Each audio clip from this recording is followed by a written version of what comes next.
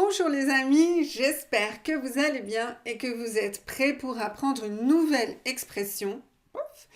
Une expression un peu bizarre, tête de linotte. Quand l'utilise-t-on et pourquoi l'utilise-t-on? C'est ce que nous allons voir aujourd'hui dans cette petite leçon rapide. Allez, on commence et juste avant, n'oubliez pas de vous abonner à ma chaîne YouTube. On y va! Tu es une vraie tête de linotte. Alors, vous connaissez le mot tête, mais est-ce que vous connaissez le mot linotte? Ça m'étonnerait puisque c'est un mot qu'on n'utilise pas souvent en français. En fait, une linotte, eh bien, c'est un type d'oiseau. C'est une sorte d'oiseau. Alors, hop, voilà une linotte. Voilà une jolie petite linotte. C'est un petit oiseau tout mignon. Vous voyez avec la gorge un peu rouge et puis des petits sourcils un petit peu clairs. Voilà une vraie tête de linotte. Mais pourquoi utilise-t-on ce mot pour les humains? Eh bien, ça concerne la taille de la tête. Eh bien, on considère que les oiseaux ont une petite tête. Et moi, je ne sais pas en réalité si les oiseaux ont une petite tête. Proportionnellement à leur corps, moi je trouve que ce n'est pas si petit que ça. Regardez pour nous la proportion, tac, tac, tac, tac. Donc, je ne sais pas. Et puis, c'est vrai qu'il y a des oiseaux qui ont des têtes un peu plus grandes, mais là c'est surtout le bec qui est grand, le bec du pélican. Mais dans l'imaginaire collectif, eh bien, les oiseaux ont une petite tête. Et quelle est la spécificité de la linotte? Eh bien, on pense que la linotte fait partie des oiseaux qui sont un petit peu étourdis. Donc la linotte est étourdie, elle est tête en l'air, voilà, elle oublie les choses, elle n'est pas concentrée. Alors, je ne sais pas comment on peut décider ça par rapport à un oiseau, mais voilà, c'est l'image qu'on a de la linotte. On a aussi cette image-là avec un autre oiseau, le moineau. Voilà, deux oiseaux qui ont des petites têtes et qui ne sont pas très intelligents. Donc, en français, quand est-ce qu'on utilise une tête de linotte? Eh bien, c'est pour une personne qui est étourdie. Donc, ce n'est pas l'intelligence, c'est vraiment le côté étourdi. Tête en l'air. Qu'est-ce que c'est? Eh bien, c'est une personne qui oublie les choses, qui ne mémorise pas bien les choses. Pour que vous compreniez mieux, voici un dialogue. Julie, tu sais où sont mes clés? Je ne les trouve pas. Quoi?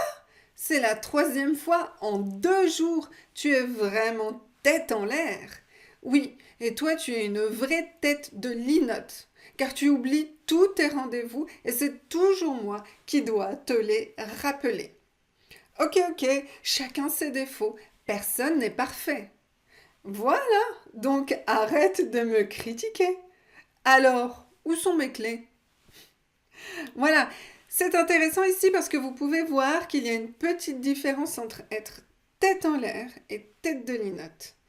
Tête en l'air, eh bien, c'est que on ne fait pas attention aux choses. On n'est pas un bon observateur, on n'est pas concentré. Tête en l'air. On regarde vers le ciel et on n'est pas concentré sur la réalité. Donc, eh bien, on va dire Tom, je ne sais pas comment il s'appelle, mais Tom est tête en l'air parce qu'il perd tout le temps ses clés.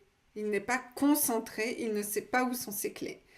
Alors que Julie, elle est plutôt tête de linotte parce qu'elle oublie, elle a une mauvaise mémoire, elle oublie ses rendez-vous. Alors ce sont des expressions qui sont très proches, quelquefois bon, on utilise l'une pour l'autre, mais vous voyez, il y a quand même une petite différence. Et si vous voulez faire des phrases avec ces expressions, vous pouvez les mettre dans les commentaires, comme ça tout le monde pourra les lire, les autres étudiants aussi pourront les lire. Alors regardons un petit peu plus ce dialogue, vous savez que j'aime analyser un petit peu la grammaire, on va faire ça quelques instants. Donc, tu sais où sont mes clés? Je ne les trouve pas. Donc là, on a le pronom les ici, qui est un pronom direct parce qu'on reprend mes clés. Je ne les trouve pas. Ici, c'est une question, très informelle, puisqu'on dit tu sais où, et pas sais-tu où, ou bien est-ce que tu sais où. Voilà, tu sais où sont mes clés, c'est la façon la plus simple de poser une question. C'est la troisième fois en 2 jours. Voilà, ça c'est un peu difficile pour vous, les prépositions.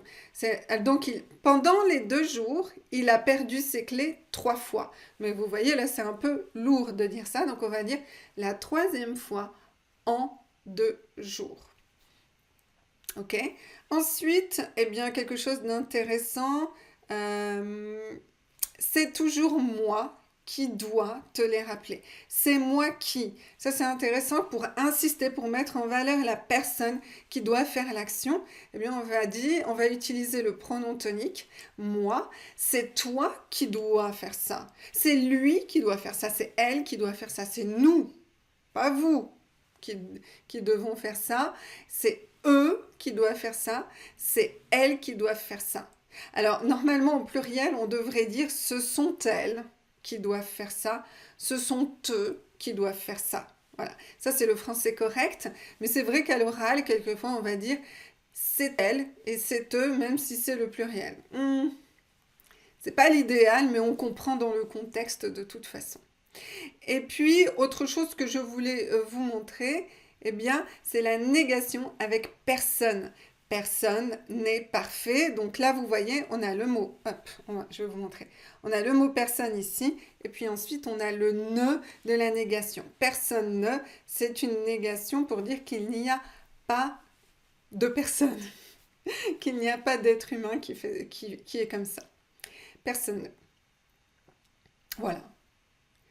Je pense que vous avez compris. Maintenant, ce qu'on va faire, c'est que je vais vous montrer quelques phrases pour finir, pour utiliser cette expression. Tu es une vraie tête de linotte. Ça, c'est l'expression qu'on a vue dans le dialogue. Quelle tête de linotte, hein, quand vous voulez critiquer quelqu'un, quelle tête de linotte, mais vous pouvez aussi l'utiliser pour vous. Oh là là, j'ai oublié mes clés, quelle tête de linotte je suis. Quelle tête de linotte ou quelle tête de linotte je suis. Quelle tête de linotte tu es. Quelle tête de linotte vous êtes. Voilà, vous pouvez changer la personne, bien sûr. Et puis, vous pouvez aussi dire tête de linotte va. On utilise le verbe aller comme ça, va, quand on veut. C'est un peu difficile à expliquer, hein, il n'y a pas vraiment de sens concret, mais c'est quand on fait une exclamation comme ça et qu'on critique quelqu'un. Voilà. Quelle tête de linotte va. C'est une critique gentille, hein, c'est vraiment pas agressif et c'est vraiment pas méchant. Et puis pour finir, la tête de linotte. Alors là, il faut vraiment mettre l'intonation. La tête de linotte, tu as oublié tes clés. Voilà, avec l'intonation, on comprend que c'est une petite critique, une critique gentille quand même. Voilà, hop, on a bien compris ça. Et maintenant, eh bien, on va les mémoriser. On va mémoriser ces 2 expressions.